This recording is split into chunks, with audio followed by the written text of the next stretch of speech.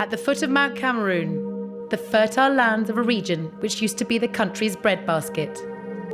40,000 hectares of rubber, palm and banana plantations which have been left to rot by frightened workers.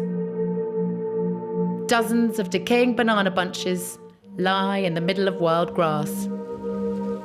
This plantation belongs to the Cameroon Development Corporation.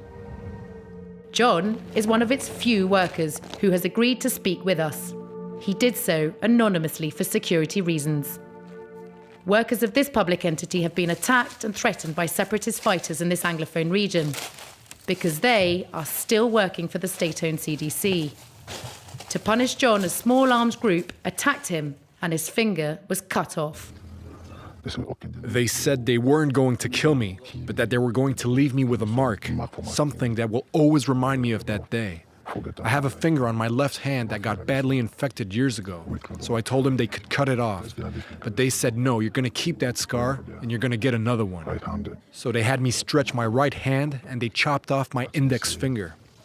They went on to ask why I was still working here, even though I wasn't getting paid, that our company's money is being used by the government to buy the weapons used to kill them. 300 meters away, a processing unit which once used to produce a daily quantity of 70 tons of bananas for exportation.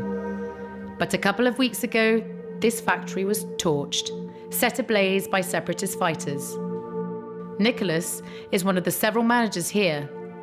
He was threatened and narrowly escaped the wrath of the secessionists. 47 workers were seriously wounded. Some their hands were almost removed, and then the packing house was burned. It's a very sad situation because this to me was my daily bread, my livelihood. So now I'm not working since then. And not working means that you don't have money, you don't have salary. Likewise, the workers.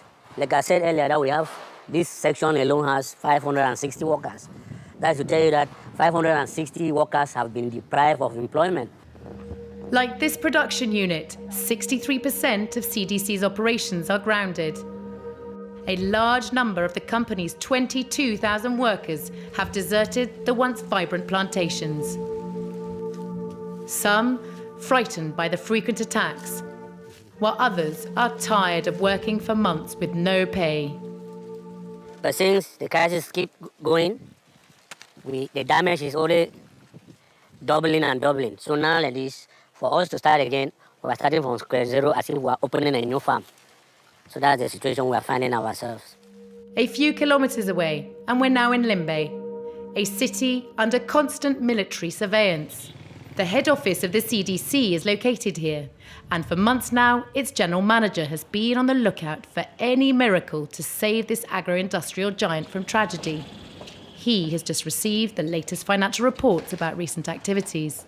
Dramatic figures, once again. Only 7 of the 29 plantations are still operational. The second highest employer after the state of Cameroon has already lost close to an estimated 53 million euros.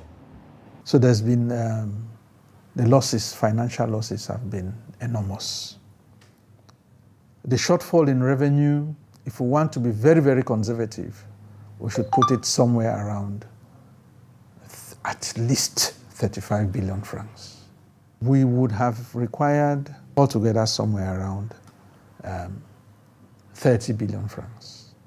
If there is security, the CDC is presently in a position to be able to access financing to finance our operations. This agro-industrial giant currently hangs on to hopes of an end to the insecurity, to allow business to pick up again. The armed conflict in the English-speaking regions of Cameroon has badly affected the economy.